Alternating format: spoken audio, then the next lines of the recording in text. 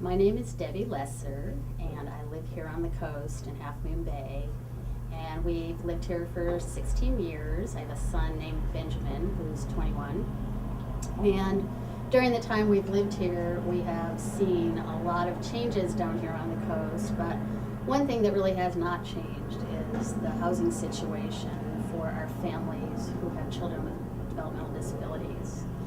And we have a big family group called CPALS, which is made up of approximately 160, 170 families who have children with developmental disabilities. Our kids have grown up together over the years, and our families have, spent a lot of time together, and it's been really, really wonderful and important. In general, the choices for people with developmental disabilities in the way of housing is generally group homes, possibly independent living, or often people with developmental disabilities, adults, live with their families.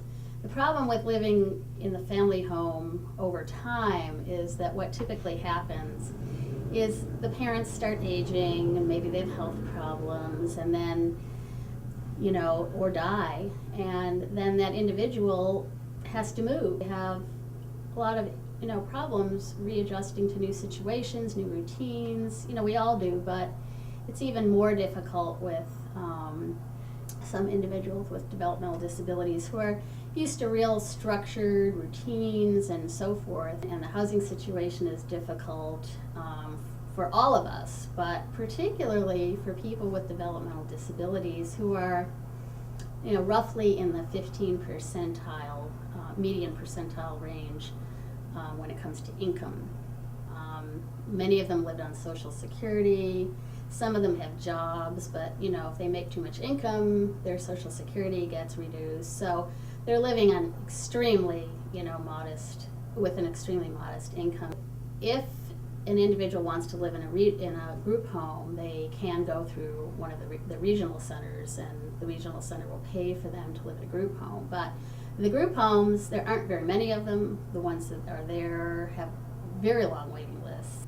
The regional centers themselves do not provide housing. It's not their business. Their business is to provide programs and services.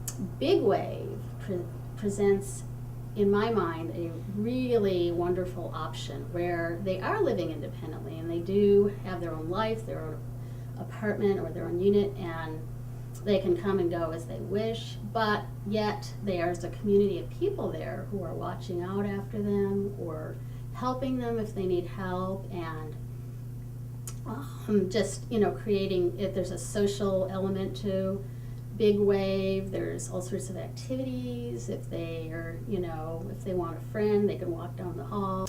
I think it's kind of the best of both worlds. It is an independent living facility on the one hand, yet they're very supportive. And that, to me, makes a lot more sense than some of the other models that are out there for many of our adult children.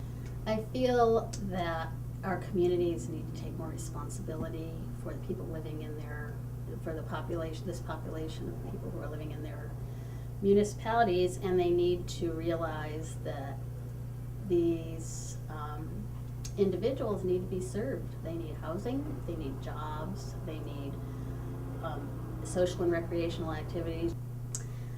I think the more we get out there, the more people realize that all around us there's people with developmental disabilities, and they're working in Safeway, they're working in restaurants, they're working here, they're working there, they're all over, and they're very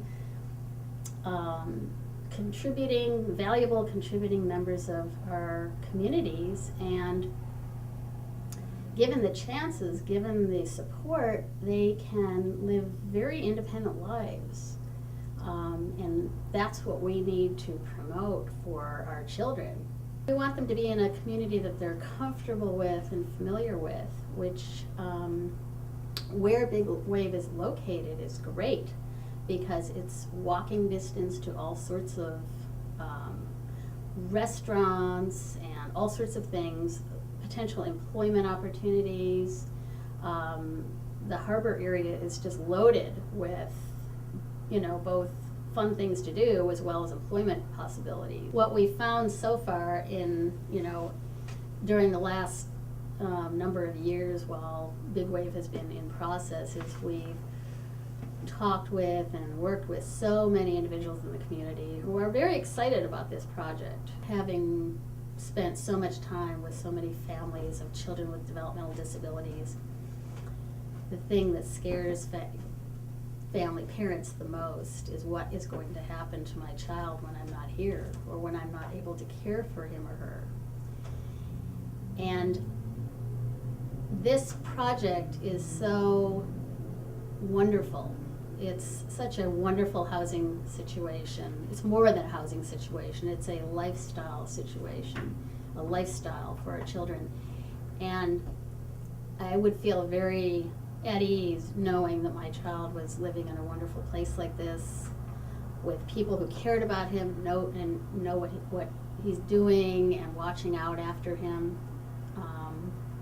And I think that's what every parent wants for their child, is to leave knowing that their child is cared for and will be safe and happy in their life. And I think Big Wave provides that for our children.